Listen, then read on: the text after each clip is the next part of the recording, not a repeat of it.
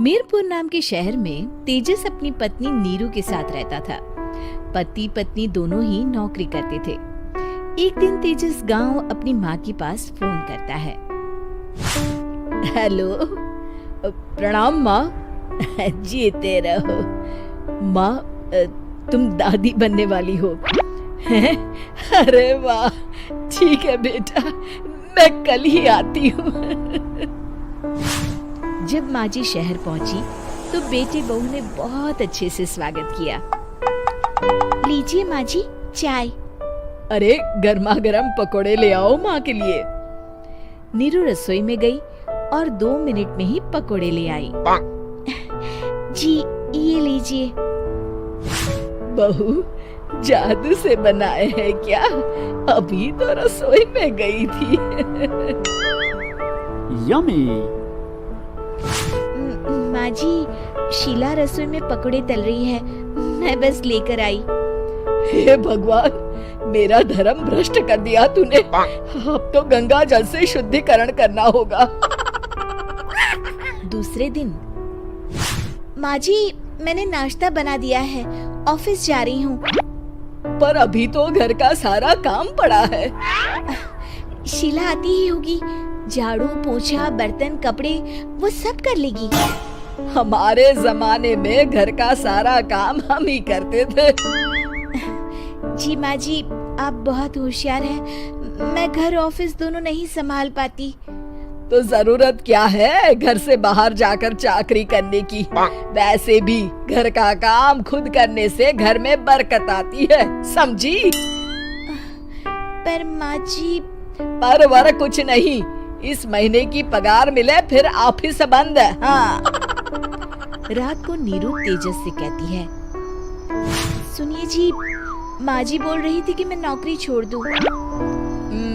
वैसे ठीक ही तो है, अभी तुम्हें आराम की जरूरत है। फिर भी आराम कहाँ, शीला को छुड़ाने के लिए बोल रही थी।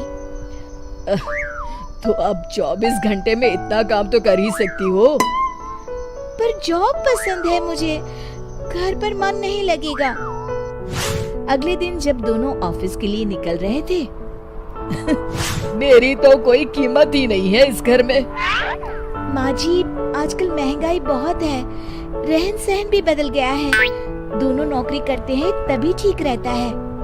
अच्छा, तू कहना क्या चाहती है? मेरा बेटा तुझे बिठा के खिला नहीं सकता? तू ही इस घर का खर्च चला रही है, हैं? नहीं माँ जी, मेरा वो मतलब नहीं था। मतलब खूब समझती हूँ, ये बाल धूप में सफेद नहीं किए मैंने। हाँ। अब तो ये रोज का काम हो गया था। तेजस भी रोज की झिकझिक से परेशान हो गया था। एक दिन उसने कहा, नीरू वैसे भी तुम्हें मैटरनिटी लीव मिलने वाली है, तो अभी से ही छुट्टी ले लो। पर क्या, मेरी सैलरी अच्छी खासी है। आखिर नीरू ने रिजाइन कर दिया। जब बच्चा हुआ तो घर में सब बहुत खुश हुए।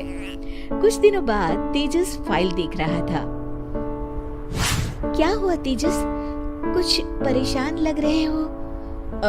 हाँ, वो हमारी जितनी सेविंग्स थी वो तो हॉस्पिटल में और छठी के फंक्शन में खत्म हो गई है नीरू।